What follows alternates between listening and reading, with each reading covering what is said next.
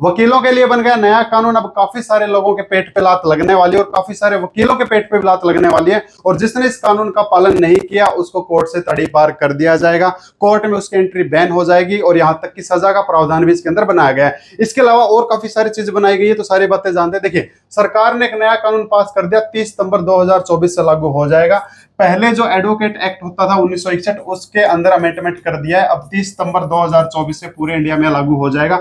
Specially एक बात लिखिए, अगर कोई व्यक्ति कोर्ट के अंदर दलाली करता है, तो दलाली का मतलब आप समझ गए होंगे, जो लोग कमीशन पे काम करते हैं। अगर कोई भी दलाल वाला काम करता है कि वो क्लाइंट पकड़ के लेके आया, किसी वकील से मिलवाया है और फिर बदले में उसने कमीशन खाया है, तो ऐसे व्यक्ति का नाम का नोटिस कोर्ट में लग जाएगा और वो उस कोर्ट में एंट्री नहीं कर सकता, उसको वहां से तड़ी पार होना पड़ेगा। और सजा का प्रावधान भी बना दिया 3 महीने तक का, 3 महीने तक की सजा भी उस व्यक्ति को भुगतनी पड़ सकती है। तो अगर कोई भी दलाली का काम करता है तो फिर वो कोर्ट से तड़ी पार उसको कर दिया जाएगा, उसकी कोई एंट्री नहीं होगी। लेकिन अगर कोर्ट से बाहर करता है लेकिन केस उस कोर्ट में लेके आता, तब भी उस सिचुएशन में उसको कोर्ट से बाहर कर दिया जाएगा, यानी कि उसकी कोई एंट्री वहां पे नहीं होगी और सजा का प्रावधान भी उसके लिए बनाया गया है। तो ये जो चीज है ना, ये क्लाइंट के ऊपर भारी पड़ती है। अगर कोई भी इंसान आपको किसी एडवोकेट से मिलाता है तो बीच में अगर वो कमीशन लेता है तो एडवोकेट अपनी फीस से कम नहीं करता है, वो फीस बढ़ा ही देता है। अगर उस केस की फीस 20,000 है और 5,000 उसका कमीशन है तो 25,000 हो जाएगा। तो ये जो चीज है क्लाइंट को भारी पड़ रही है, वकील अपनी जेब से नहीं देगा उस कमीशन को। तो ये चीज एक आम जनता के लिए अच्छी हुई है कि अब अगर वो एडवोकेट हायर करता है तो डायरेक्ट एडवोकेट से ही मिलेगा, और उसकी जो फीस बनती है उसको अच्छा लगा तो ठीक है, नहीं अच्छा लगा तो भी ठीक है। दूसरी चीज बता दी एडवोकेट के लिए, लेकिन ऐसा ही काम अगर कोई एडवोकेट करे तो जी, एडवोकेट भी तो ऐसा काम कर सकता है ना कि एडवोकेट दूसरे एडवोकेट को केस दिलवा रहा है, ठीक है, या फिर कोई कहता है कि हाँ मैं एडवोकेट हूं पर मैं इस केस का स्पेशलिस्ट नहीं हूं, इसलिए आपको मैं दूसरे स्पेशलिस्ट एडवोकेट से मिलवा रहा हूं। अगर एडवोकेट भी दलाली का काम करता है, यानी कि बीच में कमीशन खाता है, तब उस एडवोकेट को क्या कर दिया जाएगा, कोर्ट से बाहर कर दिया जाएगा, यानी कि कोर्ट से बाहर करने के ऑर्डर दे दिए जाएंगे। तड़ी पार, वे कोर्ट से तड़ी पार करो इसको, और 3 महीने तक की सजा उसको भी मिल सकती है जी।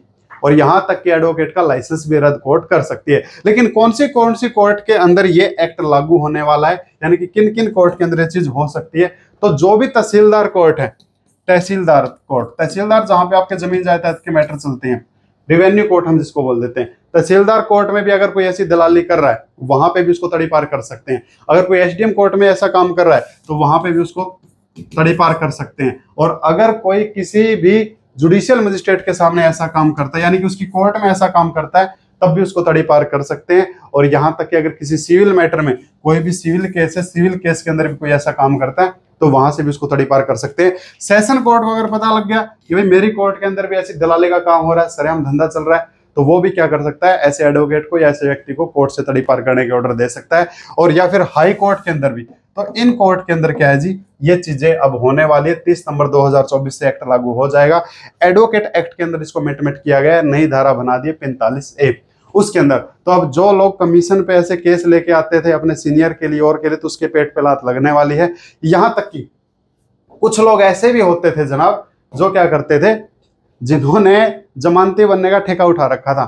कोर्ट के अंदर काफी सारे लोग ऐसे भी खड़े रहते हैं जो फैक्ट्री खोल रखी है कि हम जमानती बनेंगे, जमानती बनेंगे, 5,000 में जमानती लो, 10,000 में जमानती लो, पूरी मंडी लगा रखी है, जमानती मंडी बोल देते हैं। तो ऐसे लोगों के ऊपर भी अब शिकंजा कसा है। उसके अंदर बीएनएस के अंदर सेक्शन बना दिया है, जो नया कानून है भारतीय न्याय संहिता, इसके अंदर जी, इसके अंदर, ठीक है। तो अगर कोई ऐसा काम करेगा 342, सॉरी इसमें क्या बोलते हैं, अरे भाई 242 कहाँ गया, 242, 3 साल तक की प्रावधान की सजा है अगर कोई भी व्यक्ति ऐसा काम करेगा तो, यानी कि नकली जमानती बनने की अगर कोशिश करता है तो उसको भी क्या मिलेगी, उसको भी सजा मिलेगी। और अब दलालों की खैर नहीं है। अब मैं आपको नोटिस दिखा देता हूं, जो नोटिस आ चुका है, और ये 30 सितंबर से चीज लागू हो जाएगी। देखो क्या बता दिया यहाँ पे,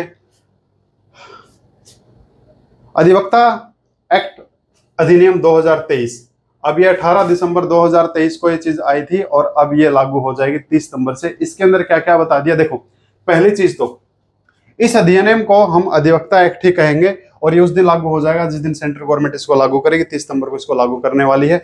और फिर बता दिया कि इस एक्ट के अंदर हमने क्या किया, अमेंडमेंट किया है सेक्शन 45 के अंदर। सेक्शन 45 का ए बना दिया जी। इस ए में क्या लिख दिया है, प्रत्येक हाई कोर्ट, जिला न्यायाधीश यानी कि डिस्ट्रिक्ट कोर्ट है, कोई सेशन कोर्ट है, कोई जिला मजिस्ट्रेट है, और प्रत्येक रिवेन्यू कोर्ट यानी कि तहसीलदार कोर्ट जो है, जो किसी जिले के कलेक्टर के पद के नीचे के न हो, प्रत्येक अपने कोर्ट के लिए और अपने अधीनस्थ कोर्ट के लिए, यानी कि जो डिस्ट्रिक्ट मजिस्ट्रेट है वो अपने कोर्ट के लिए और अपनी एसडीएम कोर्ट के लिए क्या करेगा, अपनी संतुष्टि के अनुसार प्रमाणित व्यक्तियों की सूची बना और प्रकाशित कर सकता है।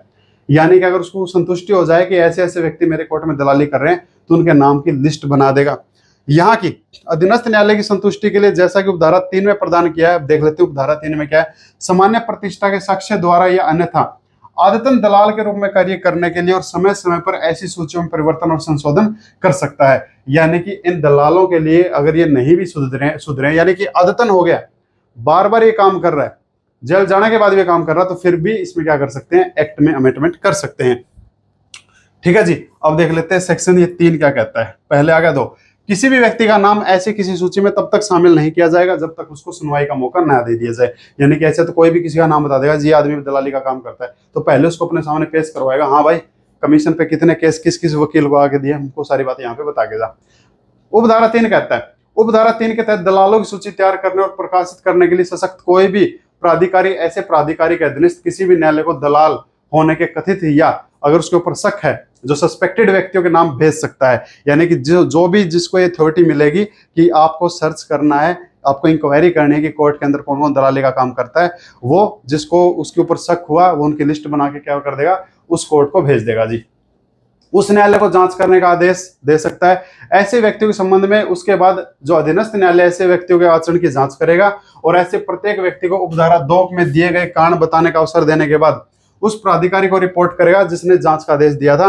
प्रत्येक ऐसा व्यक्ति जो अधीनस्थ न्यायालय की संतुष्टि के अनुसार दलाल साबित हो चुका है और वह प्राधिकारी ऐसे किसी व्यक्ति का नाम उस प्राधिकारी द्वारा तैयार और प्रकाशित दलालों की सूची में शामिल कर सकता है। यानी कि कन्फर्म हो गया सारी सुनवाई का मौका देने के बाद भी कि हाँ ये काम दलाली का काम करता है भाई ये आदमी, उसका नाम वगैरह सब लिख के फिर कोर्ट में पहुंचा देगा और कोर्ट क्या करेगी, उसका प्रकाशन करवा देगी, नोटिस लगवा देगी कि ये आदमी इस कोर्ट में दलाली का काम करता है। अब कोर्ट उसके ऊपर क्या एक्शन लेती है वो देख लेते हैं।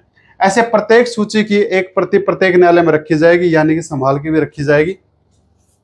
न्यायालय या न्यायाधीश सामान्य विशेष आदेश द्वारा किसी भी व्यक्ति को जिसका नाम ऐसी लिस्ट में शामिल है जो दलाली की लिस्ट में शामिल है, चाहे वो एडवोकेट हो चाहे वो कोई आम आदमी हो, न्यायालय के परिसर से बाहर कर सकता है जी। यानी कि उसको तड़ी पार करने की ऑर्डर दे सकता है, इस कोर्ट में पाँव मत रख देना आज के बाद, चलो निकलो अब यहाँ से।